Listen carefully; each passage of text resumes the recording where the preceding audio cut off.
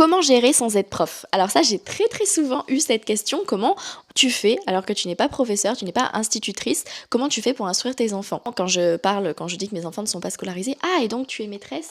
Ou bien, eh ben comment tu fais? Parce que quand même, enfin, des fois c'est des messages pas très cool, en me disant que être maîtresse, être instituteur, être professeur, etc., c'est un métier.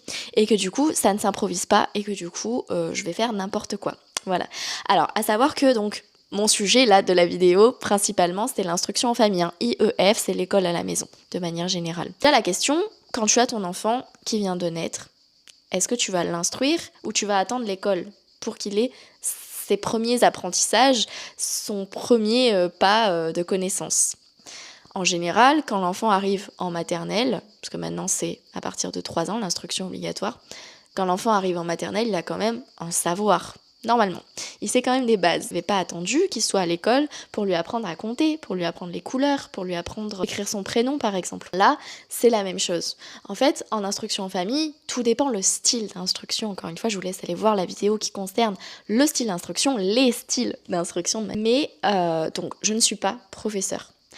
J'ai fait des études, mais il y a des très bons parents instructeurs qui n'ont pas fait d'études, pas spécialement, même si maintenant, avec le motif 4 par exemple, vous êtes obligé d'avoir au moins le bac, mais encore une fois, c'est l'instructeur qui doit avoir le bac, pas forcément les parents. Quand vous scolarisez vos enfants, vous, parents, est-ce que vous arrêtez de faire une instruction à vos enfants? Est-ce que vous ne leur apprenez plus rien? Ou est-ce que vous ne serez pas capable de leur apprendre? Quand vous les aidez pour faire leurs devoirs, est-ce que vous êtes dépassé parce qu'ils apprennent, par exemple en maternelle, en primaire, au collège? Voilà, ça c'est des questions à vous poser en retournant un petit peu la question. Je suis maman, je suis leur maman et je suis disponible pour répondre à leurs questions. Je suis disponible pour les aider à faire leurs devoirs, pour les aider à avoir une source d'apprentissage, une ressource, mais je ne suis pas là pour apprendre à leur place. Apprendre, il n'y a que eux qui peuvent le faire, il n'y a que eux qui peuvent apprendre. Si c'est pour apprendre les calculs, eh bien je vais leur montrer comment je fais, comment il y a d'autres méthodes possibles. Mon mari va leur montrer aussi sa technique à lui. Et puis dans la vie de tous les jours, ils vont apprendre à calculer. Alors je dis dans la vie de tous les jours, mais ça peut être par exemple en jouant au Monopoly. Voilà, très basiquement. Ça peut être en faisant les courses. Je leur demande de faire des calculs, prendre la calculette. Tiens, il y a une remise de 50%. À combien il se produit? De acheter un offert. Ça veut dire que ça me représente à combien le produit? Plein de choses comme ça. Tu vois, c'est des petites choses de la vie qui font qu'ils vont avoir des bases et un apprentissage naturel. Ensuite, eh bien, il y a ceux qui font le unschooling pur, ce que je suis en train de vous parler. Et puis, il y a ceux qui vont prendre des cours par correspondance et que dans ce cas-là, ils vont leur apprendre ce qui est écrit en gros et être là en aide de devoir comme vous le faites quand vos enfants sont scolarisés. Quand c'est un établissement à distance, eh bien, ils ont des professeurs en visio, etc. Donc après, vous, encore une fois, vous n'êtes là que pour être en soutien, en aide aux devoirs.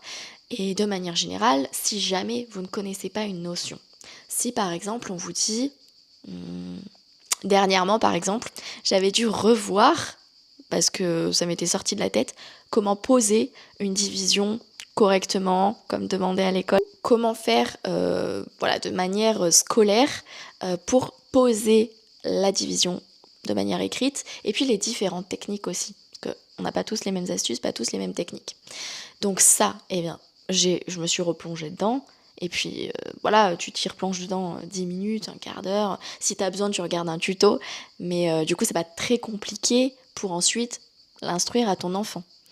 Voilà, donc comment être instructeur sans être professeur, sans être maîtresse, tout simplement. On ne cherche pas à être professeur, on ne cherche pas à être maîtresse.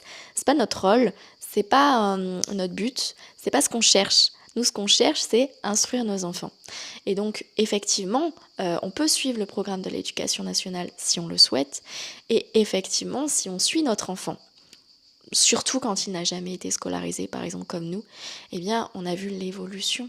Et puis l'enfant a une curiosité naturelle. Et puis il existe énormément de manuels, énormément de cahiers, énormément de pédagogie, plein de choses. Et puis maintenant, comme je vous dis, avec Internet, les réseaux sociaux, TikTok, il y a plein de vidéos, d'astuces pour chaque notion. Et surtout, rester disponible et apporter une source d'apprentissage, une source d'instruction riche, faire des sorties, aller dans des musées, voir des choses et jouer pour que justement l'enfant ait des connaissances naturelles et que du coup, quand il voit cette notion de manière plus formelle, ben, ça sera naturel pour lui. Qu'est-ce que je voulais dire d'autre ? Aussi, je suis pas là du coup pour leur faire des leçons pures, avec des devoirs, avec des contrôles, voilà. Mais dans tous les cas, ils ont les contrôles de l'éducation nationale, hein, ils ont des contrôles pédagogiques, donc à ce moment-là, on voit très bien si notre méthode, elle fonctionne ou pas. Et ce qu'on peut ajuster, et justement, à ce moment-là, vous pouvez aussi demander, poser des questions, etc. À savoir aussi qu'il y a énormément de blogs, il y a aussi des jeux en ligne ou quoi qui peuvent apprendre, alors tout dépend de l'âge de l'enfant. Puis nous, on aime bien, moi j'aimais bien leur apprendre par le jeu quand ils étaient petits, même maintenant, mais surtout quand ils étaient plus petits. Et même, par exemple, je crois que j'en ai parlé, par exemple, pour les calculs, pour les additions, un truc tout simple, soit vous faites des gâteaux, etc. Ça, c'est plus pour les conversions, d'ailleurs, c'est génial pour les conversions. Et pour la lecture, lire les recettes. Mais, par exemple, un truc tout bête, vous prenez un carton, vous y collez 2 rouleaux de papier toilette. Voilà, 2 petits rouleaux de papier toilette sur un carton. Vous collez, vous écrivez plus au milieu. Donc, vous mettez, et en dessous, vous mettez un bac. Par exemple, vous mettez des billes ou des jeux ou ce que vous voulez dans un tunnel et dans l'autre tunnel. On a par exemple mis 2 billes dans ce tunnel, plus une bille dans ce tunnel. Combien il y a de billes à la fin? Voilà, c'est des petites choses comme ça, des petites astuces, des petites choses ludiques et qui du coup leur apportent une instruction sans être un professeur, parce que c'est pas ce qu'on cherche. On se dit à très vite dans une prochaine vidéo. Je ne sais pas quelle vidéo sera la suite. Je pense qu'on va parler sur combien de temps par jour devez-vous dédier à l'instruction. À très vite. Ciao, ciao. Ciao, ciao. Instruction en famille. Grandir sans école. Regardez-moi les gamins. L'eau, elle est trop belle.